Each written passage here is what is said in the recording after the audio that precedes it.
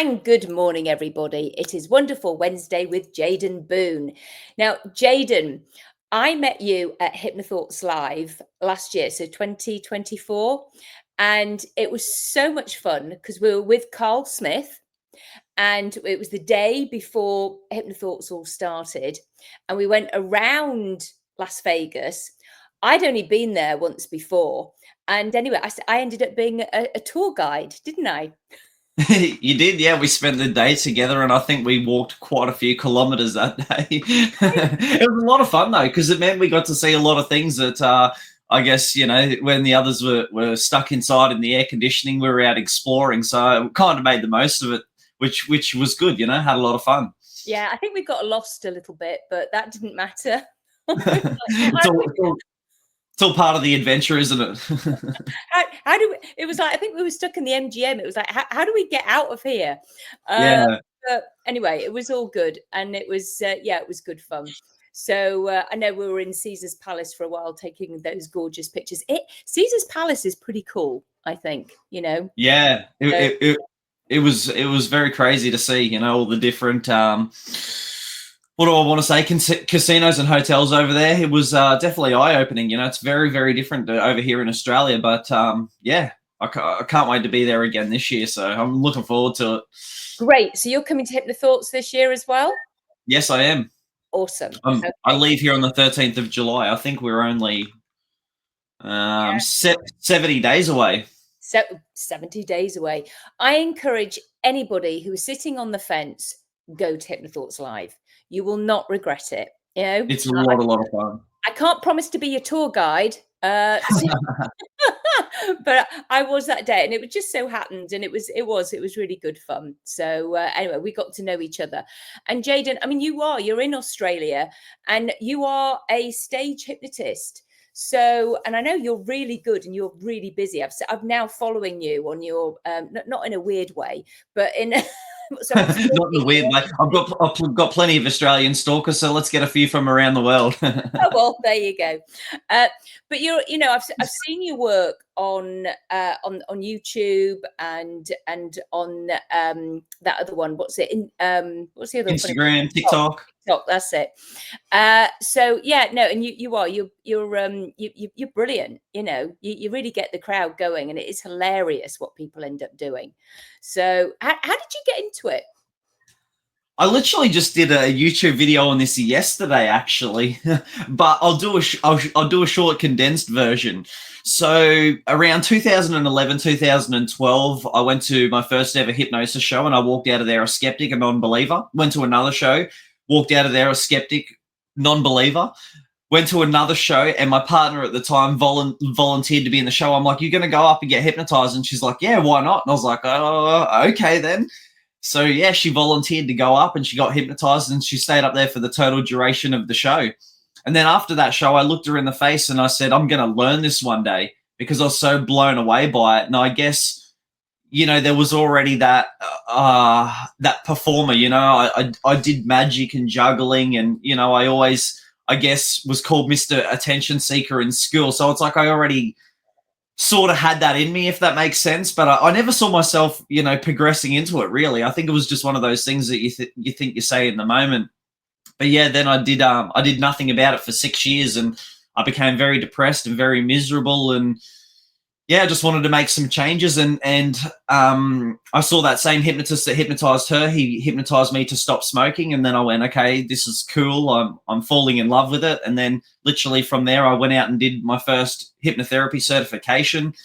And then I just kept going, did my stage training. And yeah, how much it helped me and what it did for me. And, I was able to let go of depression, anxiety, and I guess get my confidence back and start to believe in myself. And yeah, it's led me to this point of where I am now.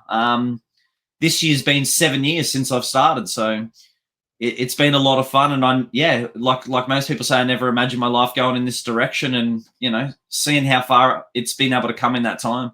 Yeah. Brilliant. Well done. I love that. That's a great story. And you're right. Hypnosis can help in so many different areas. And I've just come back from a training. I did the Rich Guzzi training in Las Vegas. Cool. Yeah, Rich is a legend. I Loved it. Absolutely loved it. So we were doing some street hypnosis, and I'd already learned that with Rich with the gorilla hypnosis, and then I was learning the stage, and I'm looking forward to doing it. I don't mind saying I'm obviously a little bit of a show off as well, so it's my alter ego that wants to do it, because as you know, I am more clinical. Sort of like that, people with anxious feelings and significant emotional events and things like that, think horrible things that may have happened to people. I'm more about clearing those and getting them to where they want to be. However, there is definitely this alter ego in me that wants to play. And it makes you better. It makes you well-rounded, because it's like you're getting to see it with so many different people, and yeah, the fun you get to have even for me, you look back on some of the photos from the shows, and I'm in just fits of laughter, just like everyone else. It is a lot of fun, and it is a cool skill to have, and it really demonstrates and shows people, to sometimes hundreds of people at a time. And I say it to the audience. I go, this isn't just a show. This is demonstration on how powerful the mind is. I go, 1 minute they're laughing, 1 minute they're crying, 1 minute they're talking like an alien, and then like most stage hypnotists, I implant lots of positive and reinforcement after the show to make them feel good about themselves for being a volunteer, to help them let go of the stresses and the worries. But also it shows in the moment that you're looking after your volunteers, and then also those people are hearing those things that you're putting into those people, and then they go, I want that. Yeah. That's what I want to do, is to actually be able to spread it further and wider, that actually, say if they're on a roller coaster going, and then it's like, you can conquer your fears, Yeah, exactly. Yeah. And I think Rich probably talked about that in his training. I remember he talked a bit about it, like doing therapy in the show, because it's like, and I do it too. Like I bring out a rubber snake and I see who absolutely shits themselves, and then I remove someone's fear of a snake on stage in front of everyone. And I say, people, this is just a demonstration on how quickly we can change. Change doesn't take a long time. Change happens instantly. And I go, watch your snake phobia. It'll be gone in 2 minutes. Yeah, exactly. It's so and that is so powerful when people actually see it. There was, and I'll share this actually. There was somebody up on our stage when we were having the show, and we all got to do skits with these people who were, obviously real people. And somebody did the skit where it was you're in a hot dog eating competition, and they actually felt really ill afterwards. And so that it was like they because they consumed so much, and it was like, so it was quite interesting. So somebody who was clinical afterwards just like sort of like you did something quick with them, and that is what we can always do afterwards, is tidy it up if somebody does feel so ill from actually eating that much. But they thought they had. Yeah, that is the power of the mind. So imagine if you can do that, and what good you can do with it then. So I think that can only be a good thing. And obviously that whatever happened was reversed, and they were absolutely fine. But it's true, because you can really feel that. I mean, I go up there and I'm like, because I'm often up there on stage because I'm a somnambulist. So a somnambulist, everybody, means that you can go down like that. Jada you could probably hypnotize me right here, even though you're in Australia. You would be able to take me into hypnosis. People can't believe that when I tell them all the time that you can hypnotize people through a screen. They're like, what? And I go, it's just as long as you're hearing the voice, right? Yeah. And you have the belief. And it's like, so yes, but I am, well, I do, because I see people on Zoom. So do you. Yeah. So yes, absolutely. So it's, and anyway, I was like drinking all this, and I was laughing hysterically. I don't drink that much at all. And I hadn't drunk all week because I was learning. So there I was, but I was absolutely laughing raucously. And I hadn't had anything, but I remember what that feeling of laughing is like. So, yeah. Yeah, it's cool. It's cool. It's a lot of fun. And I guess that's, the beauty of it. The possibilities are endless. It's whatever you can think of, other people can think of it too, and it's like there's a way to make it funny and build it into the show. Yeah, No, I'm excited for it. I think, and obviously keeping it safe and what have you, because people who have got severe mental health issues, you don't go up.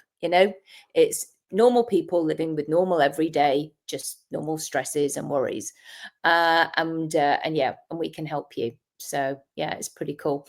Now you also do clinical. I know that you do clinical. Yes, I do. Yeah, it's probably 50-50 to be fair, or it's I don't know. It's hard to say. I do the shows on the weekend, but I do the therapy through the week. So, I see clients all through the week, and then I do the shows of a weekend. So, yeah, I love the clinical. I was actually doing clinical before I did stage because I actually got certified for stage in 2019, and then I was like 6 weeks out from going to do my first show when COVID came. So it sat me on the sideline for a year.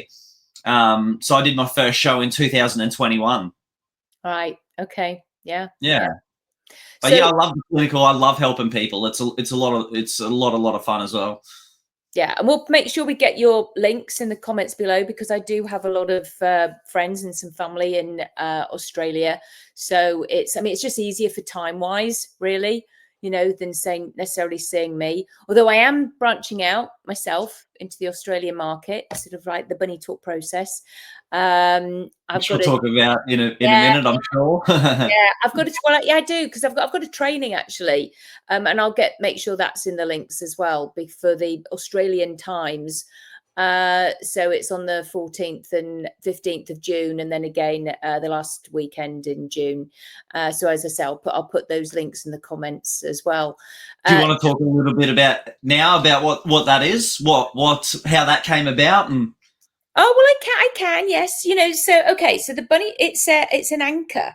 And of course, you've done NLP, know that is something that we all use as an anchor. However, I had no idea, Jaden, that I was doing that with my daughter when she was a little girl, because we used to play shadow puppets. Mm-hmm. And she had this, and we did it mummy bunny and baby bunny. And then I taught her the days of the week, months of the year, and simple math. And we just played. And sometimes I would be the baby bunny and she'd be the teacher bunny, and I'd get it wrong on purpose. And she'd go, "It's okay, just have another go." And so she learned to be kind. And we did this for years. It was our thing. My husband was away. He was in the Royal Navy. So when you're in the Navy, you're away for like 10 months at a time. Okay. And so we played. And we roll on to when she's nearly 13. We moved to America. And there's COVID, that lovely word. We've already brought it up a few times now. And yeah, she was not in a good place. And one night she came through, it was New Year's Eve actually, she came through sobbing. It was a horrible, scary sob. And I got into bed with her, held her, and I said, "Can you tell me what it is?" And she couldn't tell me. And then don't ask me what made me do it, Jaden. I got Mummy Bunny out. Okay. And she got a baby bunny out with the little ears down.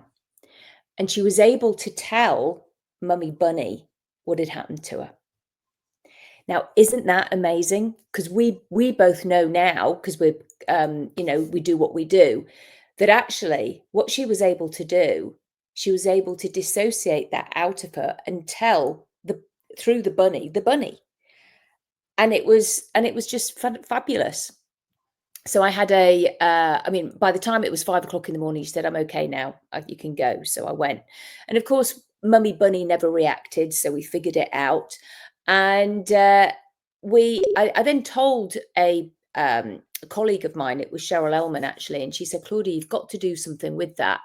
So I did. I wrote a book, A Parent's Journey in the Bunny Talk Process. And it's in there. However, I then had other colleagues like yourself saying to me, "You're going to make that into a course." And I said, "Well, no, because anybody can do shadow puppets." And they said, "Well, if you don't, I will." And I went, "No, it's mine. It's my story." And then I thought, well, hang on a minute. I work with children and I see the parents. And I thought, well, I'll just make the course about how I work, because I didn't realize, I thought everybody worked the way I do, and they don't. They actually don't. And as I've been training it now, people are going, "Oh my gosh, this is amazing." And I'm like going, wow, it really must be, because I do get great results. I get 5-star reviews and I get referrals, got 100% referral practice. And it's like, people just have never heard of this stuff that I'm doing. So I thought, okay, I've got something here. And so I actually feel really grateful that it came about with a lovely story. It's so sweet, and it's very meaningful and it's very heartfelt. And so I'm training it around the world. And it's the bunny talk process.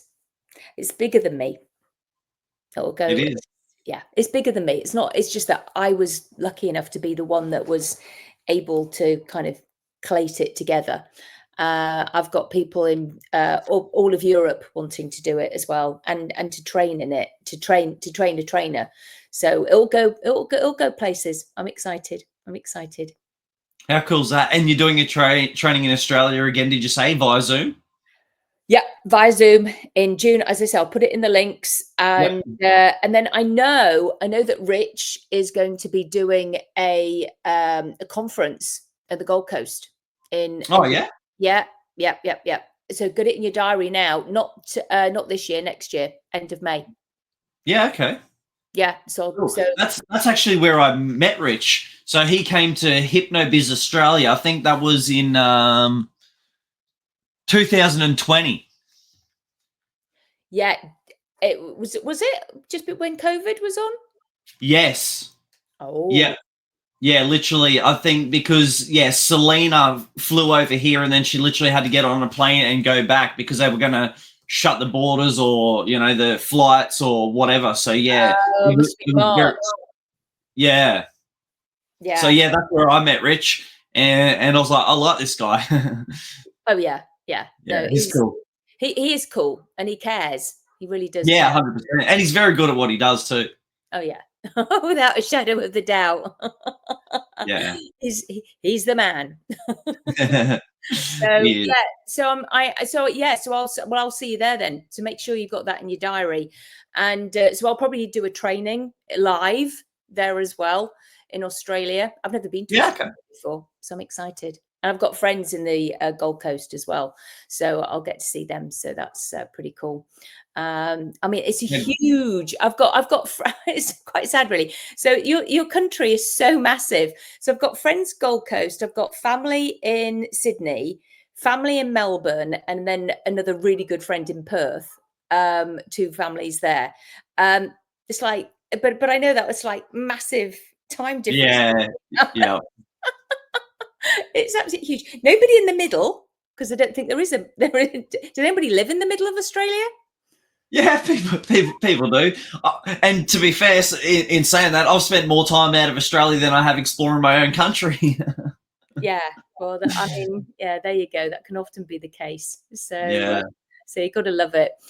So, what's next for you, Jaden? What have you got coming up? I'm just going to keep doing more of what I'm doing, seeing clients and continuing with the shows. Still got plenty of shows coming up. I absolutely love the shows. I love the therapy, but I love the shows probably just that little bit more. You really you get to be yourself up there, and you get to have a lot of fun. And I'm laughing just as much, with the people as the audience is. So, yeah, I guess that's it at the moment. I have done a few trainings in the past, but I don't have any coming up at this stage. But I would like to get back into that, to be fair. But yeah, we'll see what happens. But like I said, I'm just going to keep doing what I'm doing. The shows are absolutely hilarious. I love it. It's a lot of fun. So more of that. Yeah, good. And like you say, the shows, and same with our work, we can't get bored. Yeah, 100%. Yeah, because you're forever changing it. Yeah. It's never the same. It's never the same. No, every client comes with a different issue. And sometimes even when you know the client and they come and see you again, they present with something else. So you might have in your head what you might be doing with them. Nope. So you have to go with what they want, because that's client-centered, obviously. And it's like, so you work with whatever they present with, and you have to, be able to think on the fly. And, I don't use scripts. Your client is a script. That's what they are. So I love what we do. And that's, I mean, again, that's what's so good with the bunny talk process as well is that it's content free. You don't need to hear the person's issues, and you work with what they present with. And it's for children, teens, the parents of the children, and people with inner child work who need inner child work, which probably is most of us. So, but Totally again, agree. people don't need to get into the story.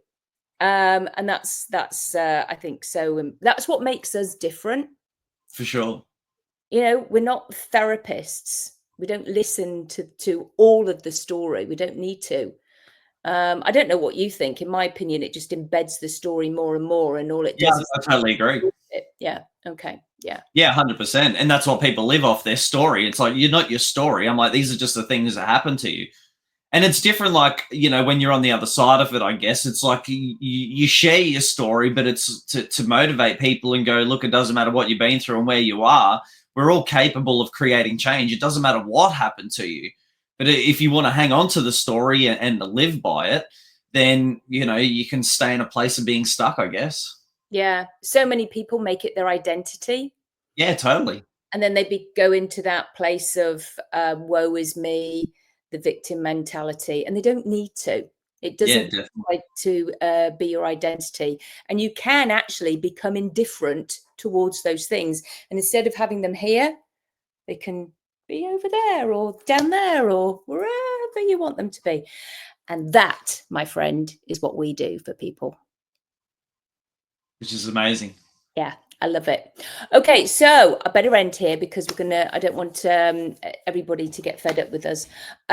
So thanks for coming on, Jaden. Great chatting to you. I can't wait to see you in HypnoThoughts. And thank you for watching, everybody. And it's goodbye from me, Claudia Rickard. And it's goodbye from Hypnotist Jaden Boone. So take care, everybody. Thank you for watching. Bye.